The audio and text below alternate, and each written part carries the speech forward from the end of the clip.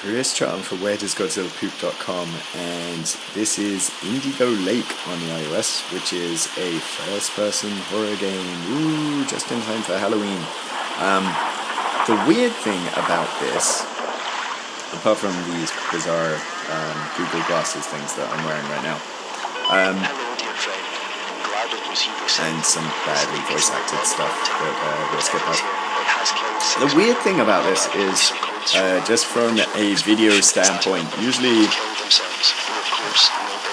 I'll leave him. His folks got his name to talk a bit. Many have seen her, including me. Great. I hope you have brought your trace around since I've adapted to the light seemed to scare off the darker forces.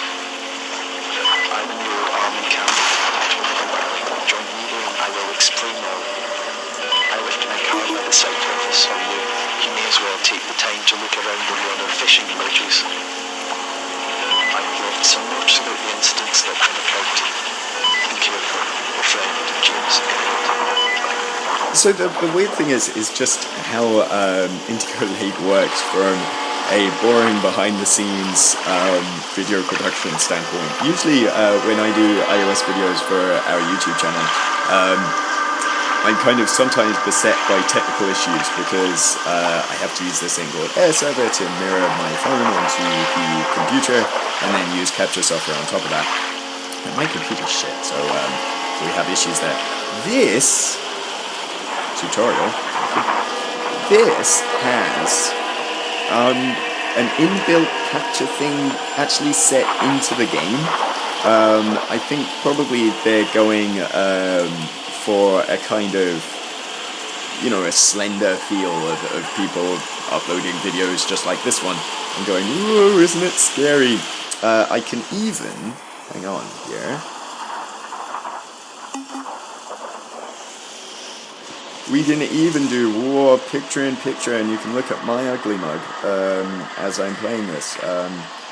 That's also my thumb's blocking the camera as I do that, and you don't really want to look at me. I'm going to turn that off. So the setup here is, you know, typical left thumb to move around, right thumb to look around. Not entirely convincing for reasons we'll discover probably by accident here. And this is kind of an open world game of sorts. Or, you know, I mean, you're left to sort of explore this island in a non-linear fashion. I guess like Slender. I'll admit that I haven't played Slender, partly because I'm really terrible with horror stuff, and I'm likely to fall for jump scares very, very easily. I just don't like horror games in general, so I'm not the target audience for this at all.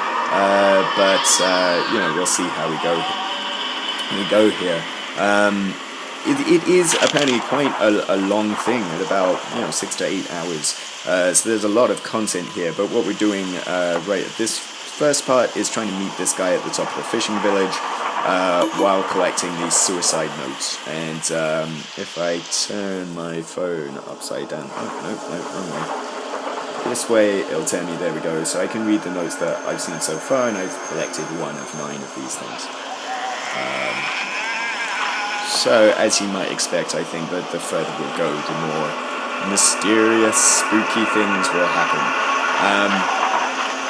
So, to the open-worldy end, I've got a car that I can jump in here and drive very slowly through. And also, as you might expect from a kind of open-worldy game, there's kind of the expected open-world jankiness with moving around in general, but also just especially with especially with driving.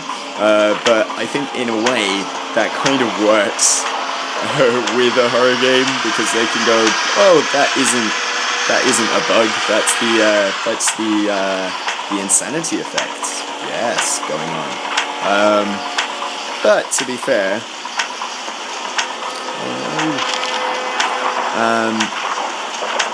Video camera that I can't interact with. To be fair, this is wow, that keeps on happening. That's the kind of core conceit to touch first-person shooter controls. They easily accidentally shoot where you just want to interact with something. It's the difference between tapping the edge of the screen and tapping the middle of it, and that's a very easy thing to get confused.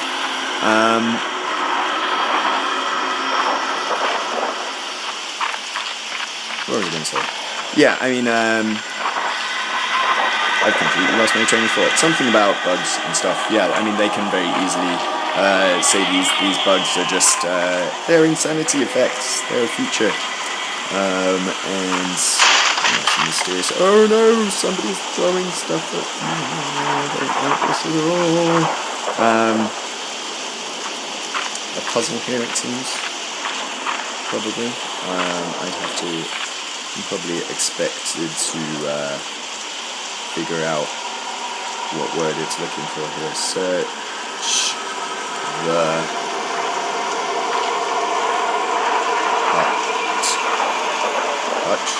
hutches, houses. Yeah, so I'm not really sure. You saw a quote overhead again. I'm not really sure whether that's a glitch. I think that is intentional. That little hat flying overhead. I think that's a ghostly apparition. But I'm not sure in general about actually being able to drive around in an open worldy sense in a horror game, because you do feel kind of secure in your car. I dare say at some point the car will break down and then you'll be screwed. So far I've discovered that you can shoot these things. And then they disappear. So there's that. But there's not, even though you have a gun, there's not much combat. As far as I know, certainly not in these very, very early stages, although there is combat later on in the game. So there is this kind of thing where everything's well paced, even though you have a gun, which kind of empowers you in a way. It does make sure that it doesn't throw combat in for the sake of it early on, and it seems kind of well paced at the start. It's also, considering it's a reasonably small download and works with a lot of different systems on iOS, it's pretty technically ambitious. You've got all these nice lighting effects, we've got the rain going down and stuff. I mean, the textures aren't the most amazing looking things, but it does well enough, and it's pretty decent from that end of it. It's just that thus far it's kind of almost too slow paced for a mobile experience. Jump scares are cheap, of course, but weird thing.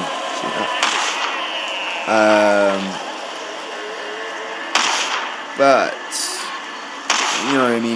even though the pacing is something conducive, it's something that you want from a horror game, Ouija board.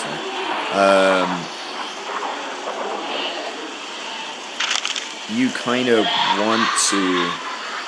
Wow.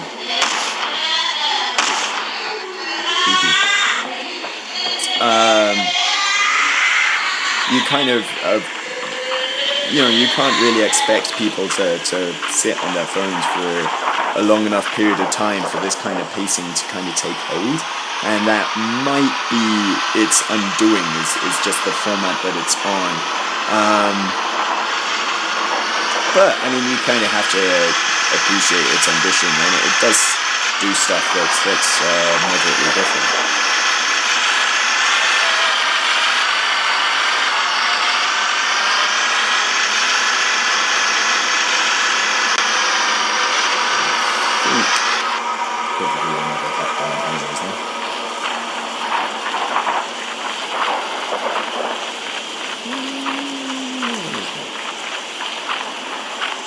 Nope.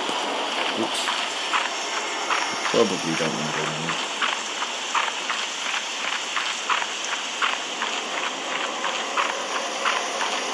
all the while this is directly recording to my camera, so I guess I'll run out of space soon enough.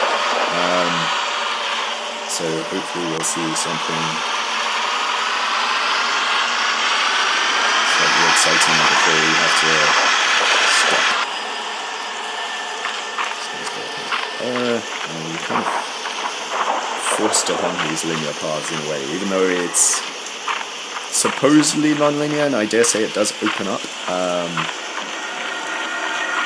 There is kind of a straightforward feel at the moment because you're forced up this winding road across this creepy bridge.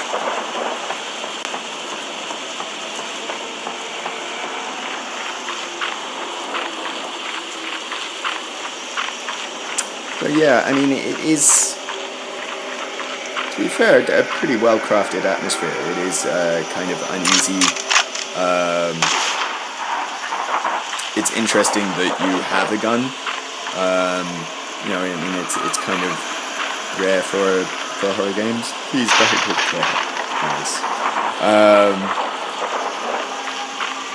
You know, it's reasonably, you know, uncommon for a game to give you weapons like this, but also, you know, make sure that you're going very sort of slowly through things.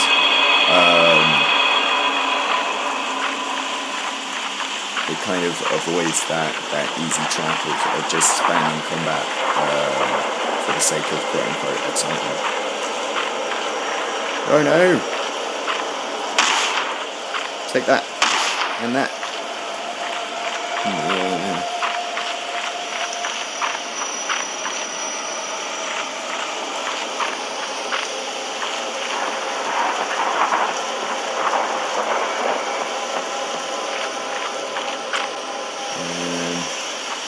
Yeah.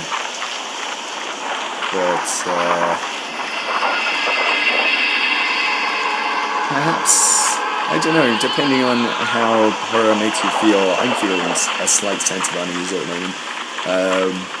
But I think many would just feel that this is a little bit campy and schlocky at the moment. But still, there's not many things like this on iOS. So it might be worth a look if horror is your bag as we come closer to Halloween. Take that.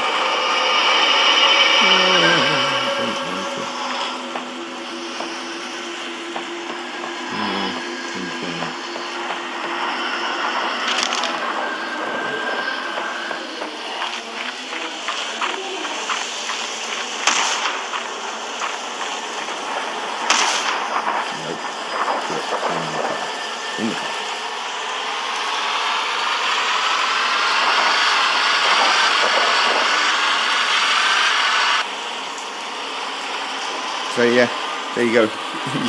Indigo Lake is going on iOS. It's pretty interesting. It's a very little sick jump. You can do a sick jump with your cars.